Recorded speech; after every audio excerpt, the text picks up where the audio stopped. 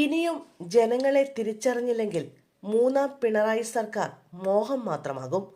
പരാജയത്തിൽ ത്വാത്വിക അവലോകനങ്ങളുമായി മുഖ്യനും പാർട്ടി സെക്രട്ടറിയും. തോറ്റുവെന്ന് CPM-നെ ബോധ്യപ്പെടുത്താനാണ് ബുദ്ധിമുട്ടെന്ന് പ്രതിപക്ഷ നേതാവ് VD സതീശൻ പറഞ്ഞത് എത്ര സത്യമാണെന്ന് തോന്നിപ്പോകുന്ന പ്രതികരണങ്ങളാണ് മുഖ്യമന്ത്രി പിണറായി വിജയനും പാർട്ടി സെക്രട്ടറി MV ഗോവിന്ദനും നടത്തിയ പ്രതികരണങ്ങൾ കേട്ടാൽ തോന്നുന്നത്. ചരിത്ര പരാജയം ഏറ്റുവാങ്ങിയിട്ടും ത്വാത്വിക അവലോകനങ്ങൾ നടത്തി ജനത്തിന്റെ കണ്ണിൽ പൊടിയിടാനാണ് നേതാക്കൾ ശ്രമിച്ചത്. അടിസ്ഥാന പ്രശ്നങ്ങൾ എന്താണെന്ന് തുറന്നു പറയാനുള്ള മടികൊണ്ടാണോ അതോ അതൊന്നും ഇപ്പോഴും തിരിച്ചറിയാത്തത് കൊണ്ടാണോ എന്നാണ് മനസ്സിലാകാത്തത്. പ്രതീക്ഷിച്ച ഫലമല്ല ഉണ്ടായതെന്നും സംസ്ഥാനത്താകെ മികച്ച വിജയം പ്രതീക്ഷിച്ചിരുന്നെങ്കിലും ആ രീതിയിലുള്ള മുന്നേറ്റം ഉണ്ടാക്കാൻ കഴിഞ്ഞിട്ടില്ല എന്നുമായിരുന്നു മുഖ്യമന്ത്രി പിണറായി വിജയൻ പ്രതികരിച്ചത്.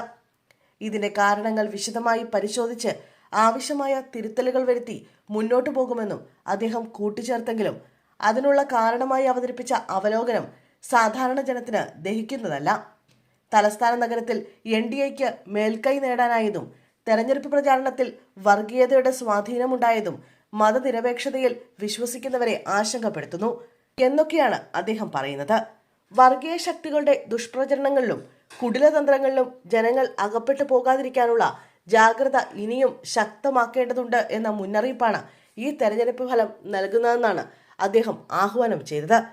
അപ്രതീക്ഷിത തിരിച്ചടിയെന്നായിരുന്നു CPM സംസ്ഥാന സെക്രട്ടറി MV ഗോവിന്ദന്റെയും വിലയിരുത്തൽ. ആവശ്യമായ പരിശോധന നടത്തി തിരുത്തൽ വരുത്തുമെന്ന് പറഞ്ഞപ്പോൾ തന്നെ തിരുത്തൽ വരുത്തി തിരിച്ചടി അതിജീവിച്ച അനുഭവമുണ്ടെന്ന് വീമ്പ് പറയാതിരിക്കാനും MV ഗോവിന്ദന് കഴിഞ്ഞില്ല. 2010 ഇതിനേക്കാൾ വലിയ തോൽവിയുണ്ടായി. ആ പരാജയത്തെ ഫലപ്രദമായി നേരിട്ട് പിന്നീട് LDF മുന്നോട്ട് വന്നുവെന്നും LDFന്റെ അടിത്തറ തകർന്നുവെന്ന പ്രചാരവേല നടത്തുകയാണെന്നായിരുന്നു അദ്ദേഹത്തിന്റെ പ്രതികരണം. അതിലും രസകരമായ ഒരു കണക്കും അദ്ദേഹം അവതരിപ്പിച്ചു. 77 ബ്ലോക്ക് പഞ്ചായത്തും 343 ഗ്രാമപഞ്ചായത്തിലും CPM വിജയിച്ചു. ഇത് 70 സീറ്റിന് തുല്യമായിരുന്നു. ഗോവിന്ദൻ മാഷിന്റെ കണ്ടെത്തൽ ഇതായിരുന്നു. അതായത് മൂന്നാം പിണറായി സർക്കാരിന് ആവശ്യമായ കേവല ഭൂരിപക്ഷം ഇപ്പോഴും നേടിയിട്ടുണ്ടെന്ന് സാരം. പകുതി ജില്ലാ പഞ്ചായത്തിൽ ജയിക്കാനായത് വലിയ നേട്ടമാണെന്ന് MV ഗോവിന്ദൻ വിലയിരുത്തുന്നു.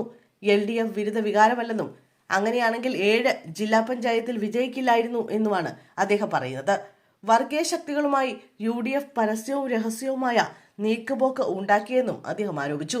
തിരുവനന്തപുരം കോർപ്പറേഷനിലെ BJPയുടെ വിജയമൊഴിച്ചാൽ BJPക്ക് കാര്യമായ നേട്ടമില്ലെന്നായിരുന്നു MV ഗോവിന്ദന്റെ പ്രതികരണം. വാർത്താമാധ്യമങ്ങൾ ഇത്രയേറെ സജീവമായ ഇക്കാലത്ത് ഇത്തരം പൊള്ളത്തരങ്ങൾ പറഞ്ഞാൽ അത് ജനം കണ്ണുമടച്ച് വിശ്വസിക്കുമെന്നാണ് അദ്ദേഹം ഇപ്പോഴും ചിന്തിക്കുന്നത്. അങ്ങനെ തോന്നിപ്പോവുകയാണ്. ശബരിമല വിഷയം തങ്ങളെ ബാധിച്ചിട്ടില്ലെന്ന് വരുത്തി തീർക്കാനും MV ഗോവിന്ദൻ ശ്രമിച്ചു. പന്തളം മുനിസിപ്പാലിറ്റിയിൽ അടക്കം LDF ജയിച്ചതും ശബരിമല ഉൾക്കൊള്ളുന്ന വാർഡിൽ BJP തോറ്റതുമാണ് അതിനായി അദ്ദേഹം നിരത്തിയത്. ജനങ്ങൾ നൽകിയ മുന്നറിയിപ്പ് തിരിച്ചറിയാതെയാണ് മുന്നോട്ടുള്ള യാത്രയെങ്കിൽ മൂന്നാം പിണറായി സർക്കാർ എന്ന മോഹം വെറും മോഹമാകുമെന്നാണ് 140 ന്യൂസ് പൊളിറ്റിക്സിന് പറയാനുള്ളത്.